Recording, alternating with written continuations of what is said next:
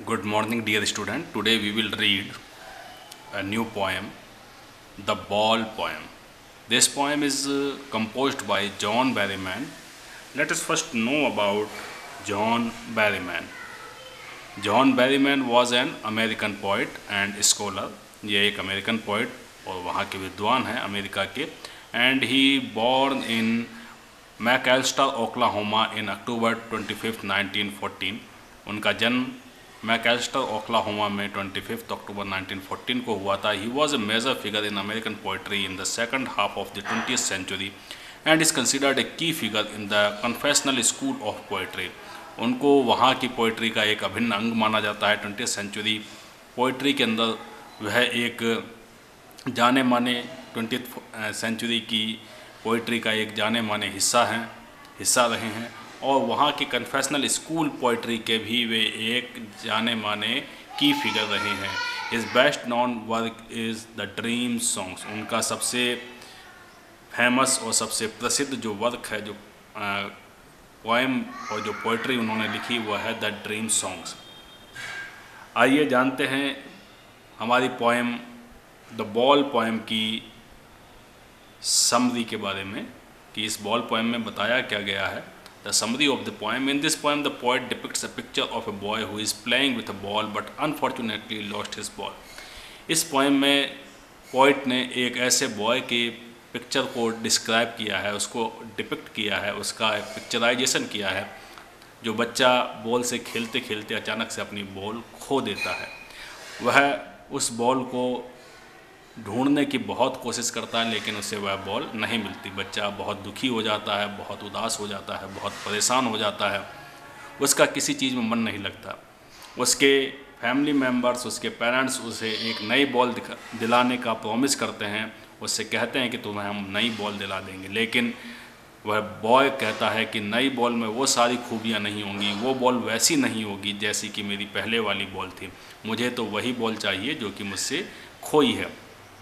लेकिन जो चीज़ खो गई वह दोबारा नहीं मिलती, जो चला गया वह लौट करके नहीं आता.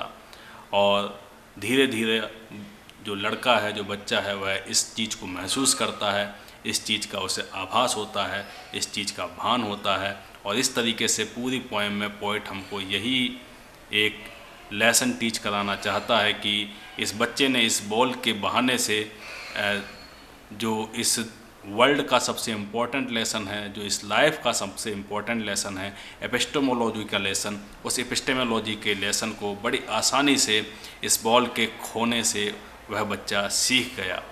सो he is saying that now the boy feels the pain of losing things. अब बच्चे को यह समझ में आने लगा कि किसी चीज़ के खोने का दर्द क्या होता है. This boy wants the same ball again. बच्चा उसी बॉल को वापस पाना चाहता था. Money is external things. With money we can purchase a new ball but not the same ball. Money एक बाहरी वस्तु है. मनी से हम नई बॉल तो खरीद सकते हैं लेकिन हूबहू वैसी बॉल नहीं परचेज कर सकते जो कि खो गई थी. हम खोई हुई चीज़ को पैसे से वापस नहीं ला सकते. पैसा हमें नई वस्तु खरीद के दे सकता है लेकिन हमारी खोई हुई चीज़ को वापस नहीं ला सकता. He is learning how to face the situation of losing something. बच्चा उसके साथ साथ, वह बॉय उसके साथ साथ यह भी सीखता है कि किस तरीके से हमको एक परिस्थिति का सामना करना है. अगर कोई कठिन परिस्थिति आ जाए, अगर कोई ऐसी स्थिति आ जाए जबकि हम कोई चीज़ खो रहे हों, तो उन चीज़ों का सामना कैसे हमें करना है, इसके बारे में भी वह बालक सीखता है. He is learning the lesson of epistemology. वह एपिस्टेमोलॉजी का, वह ज्ञान का, वह दुनिया की जानकारी का एक बहुत बड़ा लेसन इससे सीखता है. एपिस्टेमोलॉजी मीन्स जानकारी, knowledge. He learn lesson of knowledge. उसकी जानकारी बढ़ती है कि कोई चीज़ खो जाती है तो वह लौट करके दोबारा नहीं आती. खोई हुई वस्तु अगर चली गई तो वह हमें नहीं मिल सकती. It is such a situation as everybody has to face some day. यह ऐसी परिस्थिति है जिसका प्रत्येक व्यक्ति को जीवन में एक न एक बार सामना करना ही पड़ता है.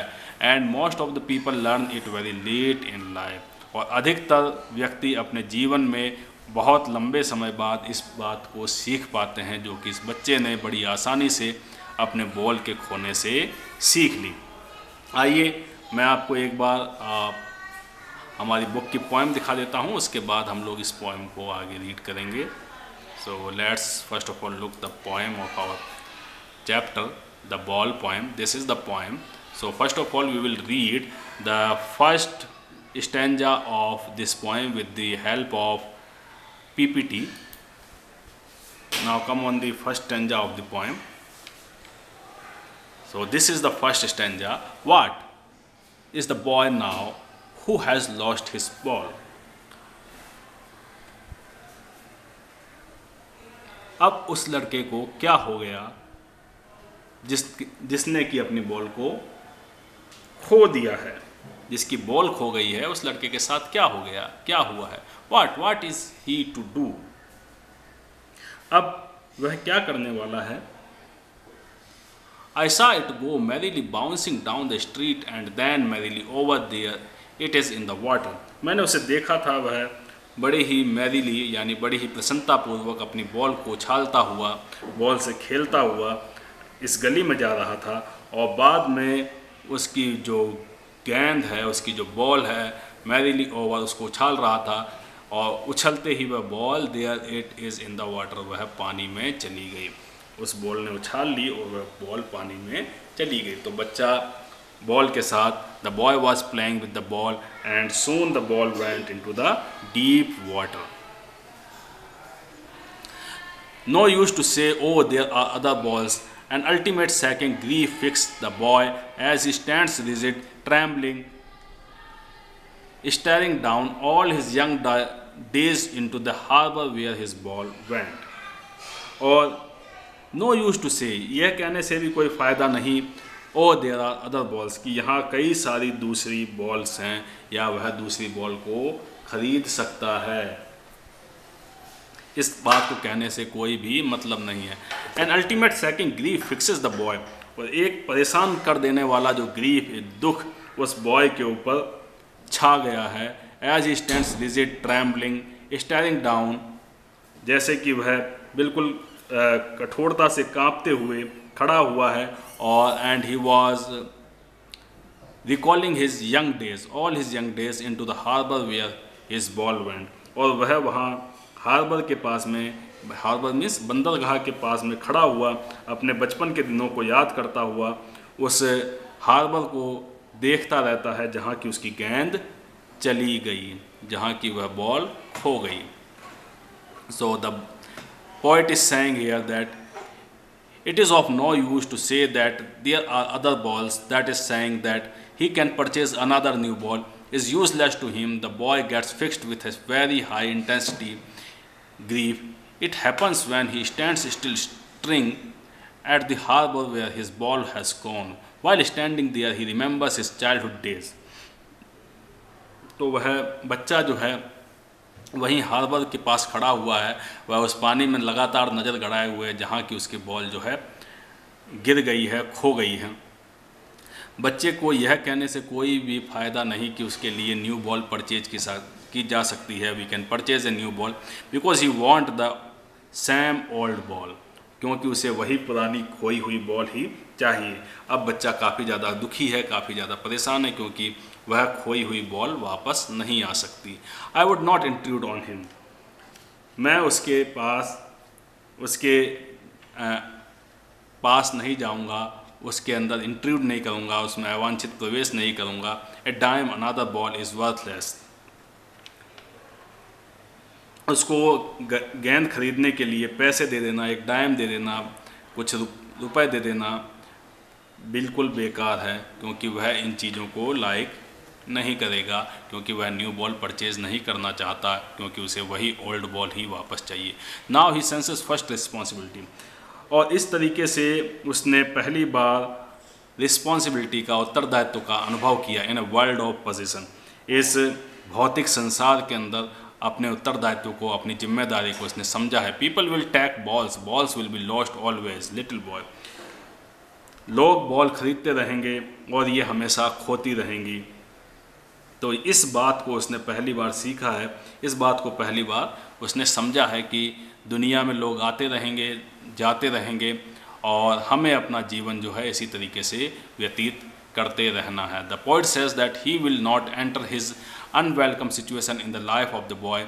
It is useless to offer him a dime to purchase another ball. This is the boy's first experience of responsibility in this material world. People will keep purchasing balls and little balls will always be lost. Now come on the next stanza. This will be the last stanza of this poem. And no one buys a ball back, money is external, he is learning well behind his disparate eyes the epistemology of loss, how to stand up, knowing what every man must one day know and must know many days, how to stand up. यहाँ इन lines में poet यह कहता है कि and no one buys a ball back, और कोई भी उस खोई हुई गेंद को वापस नहीं खरीद सकता।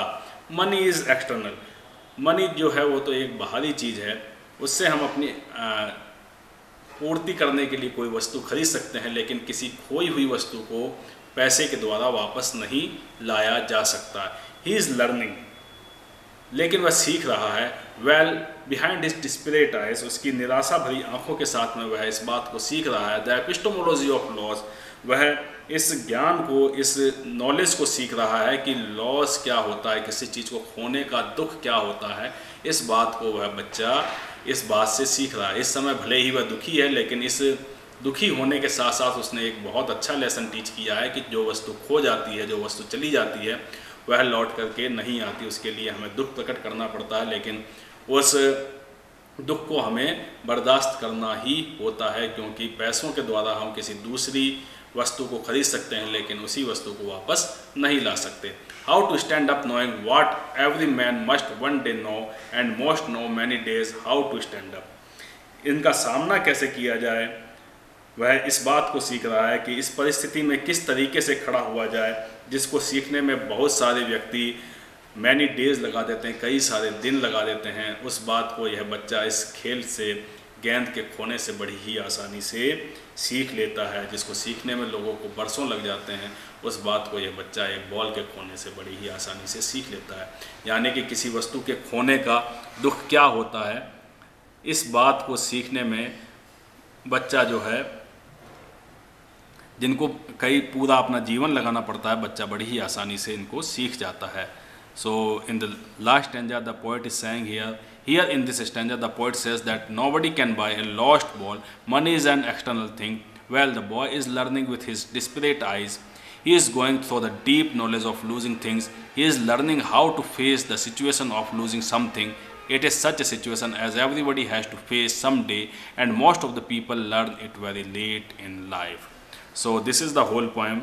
Dear friends, if you want to read other lessons in the same way, you can subscribe my channel English is Easy. Thank you.